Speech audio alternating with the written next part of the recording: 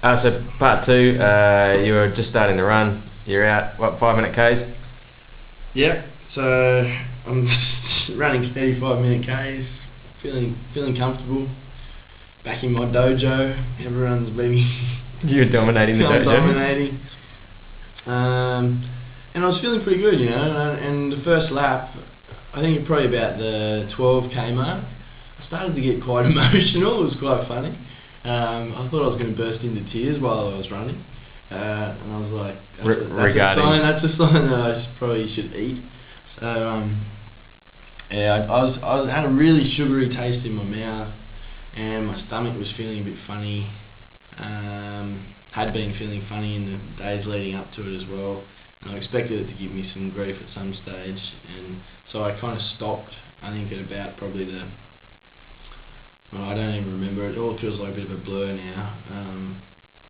But I kind of stopped taking gels in. I think I had one at 20. I had one at the start of the run, one at 20 minutes, one at 40 minutes, and then so I guess that would put me at around about 8k mark. But by the time it got to the next point to take a gel, which would have been the hour mark, so that would have been around about the 12k mark, I could really feel that my guts were going not so good, and I didn't want to take the gel in, so I only took a little bit and tried to go to the bathroom, and yeah, it wasn't working for me.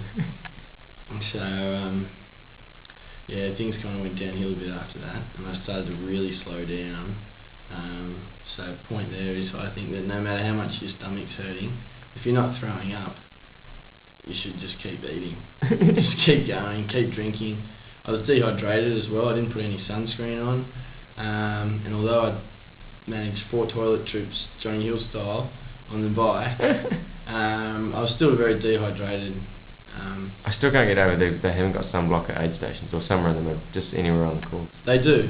Oh, they do? And well, when I went through transition from bike to run, they had a little kid running around putting sunscreen on people, and he just lathered me up while I was sitting there putting my shoes on. He was just covering my ears and everything. He was great. Yeah. But 5.5 hours out on the bike, even though it was cloudy, I got well burnt. Yeah, I can even show you if you like. Would you like? Well, we're getting it. There you go. Can you see that? It's an impressive wife beater. Yeah. So,